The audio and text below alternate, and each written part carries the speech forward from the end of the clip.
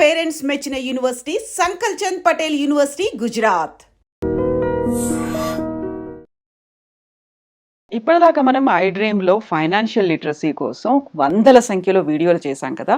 వాటికి సంబంధించి చాలా వరకు మాకు ఒక కస్టమర్స్ కావచ్చు, లేకుంటే క్లయింట్స్ కావచ్చు, టెస్టిమోనియల్స్ రూపంలో వస్తూ ఉంటాయి. అందులో ఒక టెస్టిమోనియల్ గురించి మనం ఇప్పుడు మాట్లాడుకోబోతున్నాం. మనతో పాటుగా ఉన్నారు క్యూపీఎఫ్పి సాయిరామ్ గారు. సాయిరామ్ గారు నమస్కారం అండి. నమస్తే మేడం. సో బోల్డ్ అంతమంది సలహాలు సూచనలు కావాలని అంటుంటారు. ఇన్వెస్ట్మెంట్ కోసం మేము ఎలా ఇన్వెస్ట్ చేయాలి, సేవింగ్స్ ఎలా ఉండాలి అనేది. సో ఒక కేస్ స్టడీ అనేది వచ్చింది. అందులో ఒక పర్సన్కి 1 lakh శాలరీ ఉంటుంది, టేక్ హోమ్ శాలరీ 1 lakh ఉంది. 50 lakh హోమ్ లోన్ తీసుకున్నారు ఫర్ 25 years. 7.9% అనేది ఆ 25 years తను హోమ్ లోన్ కోసం కట్టాలి.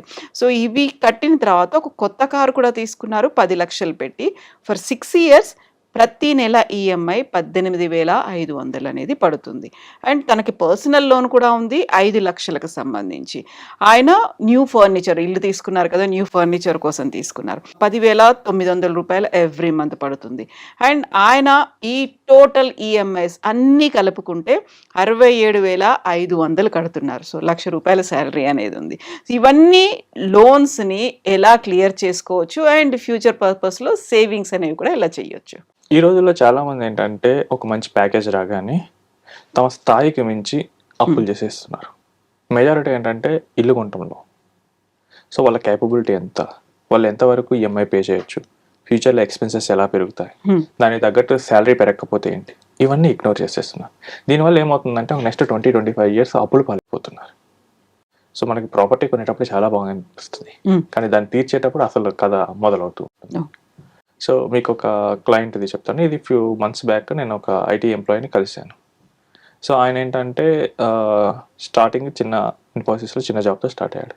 నార్మల్ అక్కడ 4 lakhs ప్యాకేజ్ ఇస్తారు, అదే వచ్చింది ఆయనకి. కష్టపడ్డాడు, ఒక 3 years వర్క్ చేసాడు, అంతా నేర్చుకున్నాడు, ఎవ్రీథింగ్ ఇస్ డన్. ఒక ప్రోడక్ట్ బేస్డ్ కంపెనీలో ఇంటర్వ్యూ ఇచ్చాడు. సో ఆయనకి ఎక్స్పీరియన్స్ ఉంది, నెక్స్ట్ వర్క్ కూడా బాగానే చేశాడని నిరూపించుకున్నాడు ఇంటర్వ్యూలో. Then they offered him 15 lakhs package, more than double వచ్చింది. He was very satisfied. So అప్పటి వరకు ఏంటంటే 5 lakhs 6 lakhsలో ఉన్నాడు. సడన్గా మోర్ దెన్ డబుల్ అయ్యేసరికి ఎక్స్పెన్సెస్ సడన్గా పెరగలేదు. ఏంటంటే నార్మల్గానే స్పెండ్ చేస్తున్నాడు ఫస్ట్ ఫ్యూ మంత్స్. మిగులుతుంది అమౌంట్ మిగిలేసరికి మనకి ఏదో ఒకటి ఖర్చు పెట్టాలనిపిస్తుంది. అవసరం లేకపోయినా ఫోన్ అప్గ్రేడ్, బైక్ అప్గ్రేడ్, అలా ఒక్కొక్కటే చేసుకుంటూ వచ్చాడు. ఇది వాళ్ళ పేరెంట్స్ చేశారు. అవసరాల కంటే లగ్జరీస్ ఎక్కువైపోయాయి.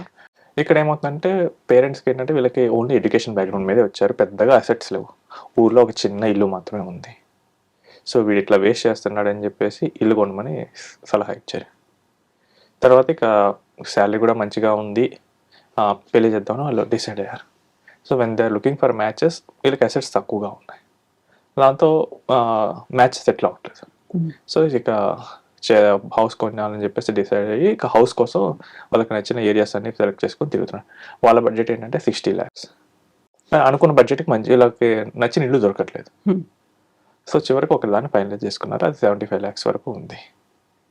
వీళ్ళకేమో 20 lakhs వరకే ఉంది క్యాష్ డౌన్ పేమెంట్కి. బడ్జెట్ ఏమనుకుంది 60, అది కాస్త 15 పెరిగింది. ఈ పెరగడం ఇది ఒక్కటే పెరగదండి, దీని తగ్గట్టు మనకి పోస్ట్ హౌస్ కొన్న తర్వాత ఎక్స్పెన్సెస్ ఉంటాయి, దాన్ని కంప్లీట్గా ఇగ్నోర్ చేసి ఏం చేశారంటే 20 lakhs ఉన్నాయి కదా, 55 lakhs లోన్ తీసుకుందాం అని చెప్పి వెళ్ళాడు. మంచిగా లోన్ తీసుకున్నాడు, హౌస్ రిజిస్ట్రేషన్ జరిగింది, మ్యారేజ్ కూడా అయింది. తర్వాత కార్ తీసుకున్నాడు, అది కూడా లోన్. తర్వాత ఒక 3 years గడిచింది, కిడ్స్ వచ్చారు, ఇంకా ఎక్స్పెన్సెస్ పెరుగుతూ ఉన్నాయి. ఇక వన్ ఫైన్ డే అసలు సేవింగ్స్ చేద్దాం, ఇలా ఎంతకాలం ఈఎంఐస్ కట్టుకుంటూ వెళ్తాం, సేవింగ్స్ చేద్దామని చెప్పి అసలు ఇప్పుడు వరకు ఎంత ఉంది ఆయన ఫైనాన్షియల్ బడ్జెట్ వేసుకున్నాడు. చూస్తే కనుక ఇప్పుడు వరకు లాస్ట్ 4-5 yearsలో ఆయన పే చేసిన అమౌంట్ మొత్తం మోస్ట్లీ ఇంట్రెస్ట్ పార్ట్కే వెళ్ళిపోయింది. ఇక్కడ అసలు ఏం జరిగిందంటే 2021-22 టైంలో హోమ్ లోన్ అనేవి చాలా చీప్గా దొరికాయి మనకి. 6.5-7%కి చాలా మందికి ఇంట్రెస్ట్ ఆ రేటుకే ఇచ్చేశారు. అప్పుడు ఏంటంటే కోవిడ్ తర్వాత బ్యాంకింగ్ సిస్టంలో విపరీతమైన మనీ వచ్చి పడింది. సో ఇక వాళ్ళకి ఏంటంటే తప్పలేదు, ఇక తక్కువలో అయినా కానీ ఆ మనీని బయటకు పంపించేయాలి. సో అందుకని చెప్పి తక్కువకి ఇచ్చేసారు. తర్వాత మనకి ఆర్బీఐ ఇంట్రెస్ట్ రేట్లు పెంచడం మొదలెట్టింది. ఆటోమేటిక్గా వీళ్ళకి కూడా పెరిగింది. అది ఎంతవరకు వెళ్ళిందంటే 9% వరకు వెళ్ళింది హోమ్ లోన్. సో ఈ టైంలో ఏమైందంటే ఇంట్రెస్ట్ రేట్ ఒక 2% పెరగడం వల్ల వీళ్ళు కట్టేది మెజారిటీ పార్టీ ఈఎంఐకే వెళ్ళిపోతూ వెళ్ళింది, ఈఎంఐలో ఇంట్రెస్ట్కి. ఇప్పుడు చూసుకుంటే ఎంత తీసుకున్నాడో ఆల్మోస్ట్ అంతే మిగిలింది. ఆయనకి ఏం అర్థం కాలేదు.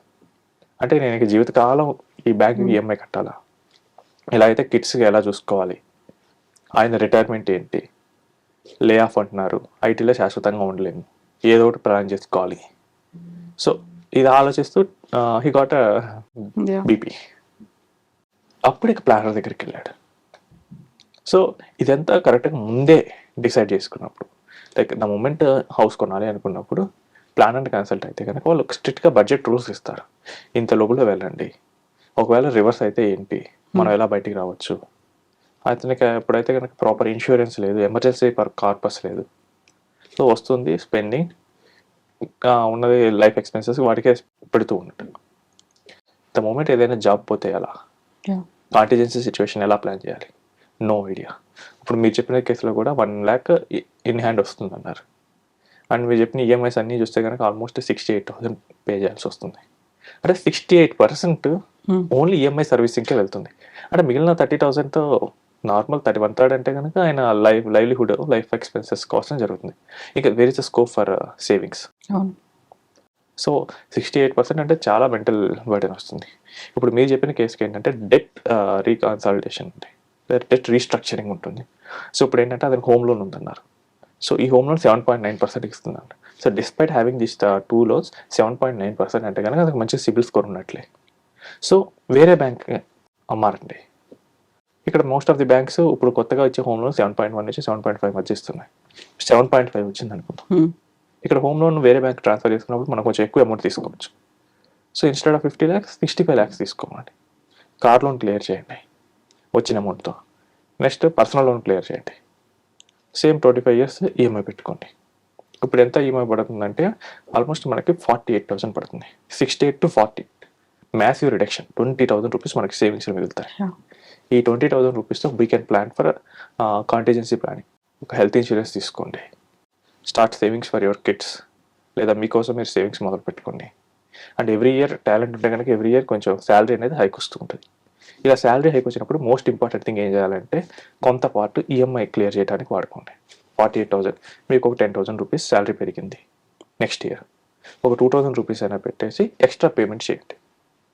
ఒక 2,000 రూపీస్ అయినా కానీ అట్లీస్ట్ మన ఇన్వెస్ట్మెంట్స్ టాప్అప్ చేయడానికి వాడండి. ఇలా ప్లాన్ చేస్తూ వెళ్తే కనుక విత్ ఇన్ 10 to 15 yearsలోనే మన హోమ్ లోన్ క్లియర్ అయిపోతుంది. ఓకే. అండ్ మనకి కూడా ఒక క్లారిటీ ఉంటుంది. ఒకప్పుడు ఏంటంటే 68% దట్స్ వెరీ బ్యాడ్ సైన్. ఇప్పుడు అట్లీస్ట్ నేను 20% సేవింగ్స్ వాటికి పెట్టగలుగుతున్నాను. జనరల్గా 20% సేవింగ్స్ పెడుతుంటే అది కొంచెం మంచి సైన్ అండి. The ideal is 30%. Okay. But at least బేసిక్గా స్టార్టింగ్ ఒక 20% నేను సేవ్ చేసుకోగలుగుతున్నా. విత్ ఇన్ ఇయర్స్లో మనం పికప్ అవ్వగలం. అండ్ మోర్ ఓవర్ మనకి క్లారిటీ ఉంటుంది. శాలరీ పెరిగే కొద్దీ మనం ప్రాపర్గా డెట్ మేనేజ్మెంట్ అనేది చేసుకోగలం. అలా కాకుండా 3 లోన్స్ ఉన్నాయి, 68% సేవింగ్స్కి ఈఎంఐకి వెళ్తుంది. సిచ్యువేషన్ ఏదైనా లే ఆఫ్ అయింది, అవును, అప్పటికప్పుడు ఏం చేస్తారు? ఇది చాలా కష్టం అవుతుంది. 68,000 తేటానికి 48,000 తేటానికి రిఫరెన్స్ ఉంది. అండ్ మనం ఈ లోపల ఏంటంటే 48,000 కాబట్టి ఆ మిగిలిన అమౌంట్ని కొంచెం సేవింగ్స్లో పెడతాం. ఏదైనా సిచ్యువేషన్ అటు ఇటు అయితే కనుక అందులో నుంచి కొంచెం తీసి కొంత టైం అన్నా మనం గడపడానికి అవకాశం ఉంటుంది. సో డెట్ ఎప్పుడు మనం తక్కువ ఉంచుకునేటట్లు చూడాలి. అంటే మన శాలరీలో ఈ డెట్ పార్ట్, ఉదాహరణకు నాకు ఒక 1,00,000 రూపాయలు ఉంటే 30% లోపలనే ఈఎంఐస్ ఉండేటట్లు మనం ప్లాన్ చేసుకోవాలి. 30% ఎందుకన్నానంటే ఈరోజు నాకు 100 వస్తే 100 నేను ఖర్చు పెట్టాను అనుకోండి, ఈఎంఐస్ కానీ ఇలా లైఫ్ ఎక్స్పెన్స్ కానీ, రేపు అది ప్రాబ్లం అవుతుంది. చాలా మందికి మనకు ఐడియల్ నెంబర్స్ ఏంటంటే ఒక 60-65% లోపలనే ఈ ఈ livelihood expenses, house hold expenses and EMIs అనేది 60 to 65% ఉండేటట్లు చూసుకోవాలి. అప్పుడైతే ఎందుకంటే ఆ నెంబర్ ఎందుకు పెట్టారంటే ఏదైనా సిచ్యువేషన్ రివర్స్ అయింది, ఏదైనా ఎమర్జెన్సీ వచ్చింది, మనం 100 స్పెండ్ చేస్తే కనుక 100 తీసుకురావడానికి కష్టం అవుతుంది. ఇప్పుడైతే ఒకసారి 2 సార్లు ఇస్తారు, తర్వాత ఏ జాబ్ లేదు, ఇతనికి ఇచ్చినా రావు, ఎప్పుడు వస్తాయో తెలియదు, ఈ క్వశ్చన్స్ ఎక్కువ అవుతూ ఉంటాయి. ట్రూ. సో అందుకనే మనం చాలా జాగ్రత్తగా ప్లాన్ చేసుకోవాలి. ఒకవేళ డెట్ టూ మచ్ అనిపిస్తే కనుక ఇమీడియట్లీ కన్సల్ట్ అవ్వండి. Can consult and investment adviser. Situation బెటర్గా ఉంటే దే విల్ సజెస్ట్. కొంతమంది వస్తారు, మేడం ఇది చెప్పలేదు, వాళ్ళు నిండా మునిగిపోయిన తర్వాత వస్తారు. ఏంటంటే 2 lakhs శాలరీ అనొచ్చు ఉంది, 2 lakhs ఈఎంఐస్ కట్టాలి. ఇంక అప్పుడు ఏం చేయలేదు. బెస్ట్ సొల్యూషన్ ఏదైనా ప్రాపర్టీ ఉంటే సెల్ చేయటమే. Oh. ఇక అప్పుడు ఏంటి ఉన్నది మొత్తం కట్టాల్సి వస్తే ఇంకా అది ఎప్పుడు పెరుగుద్ది. సో ఏదైనా కానీ స్టార్టింగ్లోనే వస్తే కనుక మనం ఏదైనా బెటర్ సజెషన్ కానీ ఇవ్వగలం. Prevention is better than cure. As early as possible. మీరు ఏదైనా డెసిషన్ తీసుకోండి, ముందే వచ్చి కన్సల్ట్ అవ్వుకోండి. అప్పుడు ప్లానర్ చెప్తారు ఇది ఇట్లా చేయొచ్చు. అలా కాకుండా మీరు డిసైడ్ అయ్యారు, అయిన తర్వాత అంతా ఎగ్జిక్యూట్ చేసుకున్నారు, అప్పుడు వస్తే కనుక రివర్స్ చేయడం కష్టం అవుతుంది. సో ఫైనాన్షియల్ హెల్త్ అనేది చాలా ఇంపార్టెంట్. చాలామంది దాన్ని నెగ్లెక్ట్ చేస్తూ ఉంటారు. అది నెగ్లెక్ట్ అయితే కనుక స్టార్టింగ్ మీకు ఎంగేజ్ అప్పుడు పెద్ద ప్రాబ్లం అనిపించదు, కానీ మీకు రెస్పాన్సిబిలిటీస్ పీక్లో ఉన్నప్పుడు మాత్రం చాలా ఎఫెక్ట్ చూపిస్తుంటుంది. అందులో డెట్ అనేది ఏంటంటే మన ఇమీడియట్గా మన బ్రెయిన్ మీద ఎఫెక్ట్ చేస్తుంది. మీకు డెట్ టూ మచ్ ఉంటే కనుక మీకు బీపీ షుగర్స్ వస్తాయి, హెల్త్ మీద ఇంపాక్ట్. ఎందుకంటే ఈఎంఐలు కట్టాలి ఆ ఆలోచన వస్తుంది. ఆ ఆలోచన ఉంటే కనుక మనకి హెల్త్ అనేది పోతూ ఉంటుంది. ఈవెన్ వర్క్లో కూడా మనం ప్రాపర్గా చేయలేము. ఏంటంటే మనకు ఏమనిపిస్తుంది అంటే ఎంత శాలరీ ఇస్తున్నాడు, లక్ష ఇస్తున్నాడు, నాకు అందులో 70,000 ఈఎంఐస్కి వెళ్ళిపోతున్నాయి. దాంతో మనకు మోటివేషన్ రాదు, కెరియర్లో పెరగాలి, ఇది మిస్ అవుతూ ఉంటుంది. And too much risky steps కూడా తీసుకోలేము. ఒక కంపెనీలో బాగా పెద్ద కంపెనీ, సో ఇందులో నాకు లక్ష ఇస్తున్నారు, చిన్న కంపెనీకి వెళ్ళాలి, బట్ సర్వైవ్ అవుతారా లేదా వాళ్ళు, ఆ డౌట్ ఉంటుంది. అదే నాకు డెట్ తక్కువ ఉంటే రిస్క్ తీసుకోగలరు. రిస్క్ తీసుకున్న వాళ్ళకి రివార్డ్ బాగా ఉంటుంది. సో ఇలాంటి చేయాలన్నా కానీ మనం ఈఎంఐ పార్ట్ అనేది తక్కువలో ఉండేటట్లు ప్లాన్ చేసుకోవాలి. మనకి డెట్ లాంగ్ టర్మ్ ఉన్న పర్లేదు, ఈఎంఐ పార్ట్ అనేది తక్కువలో ఉండేటట్లు పెట్టుకుంటే కనుక మనం ఇలాంటి మంచి కెరియర్లో ముందుకు వెళ్ళడానికి కూడా మనం రిస్క్ తీసుకోగలం. ఏదైనా కానీ మనం ప్లాన్ చేసుకునేటప్పుడు మన శాలరీని 3 బకెట్స్గా విడగొట్టుకోండి. Household expenses, savings part, EMIs part. EMIs part 30% పెంచకుండా ప్లాన్ చేసుకుంటే కనుక మనకి మంచి కెరియర్లో మంచి గ్రోత్ అండ్ ఇన్వెస్ట్మెంట్లో కూడా మంచి రిటర్న్స్ అనేది చూడగలం. లేకపోతే కనుక అప్పులు సుడుగున్నాలో పడిపోవాల్సి వస్తుంది. Right madam. ఎస్ అండి, థ్యాంక్ యూ.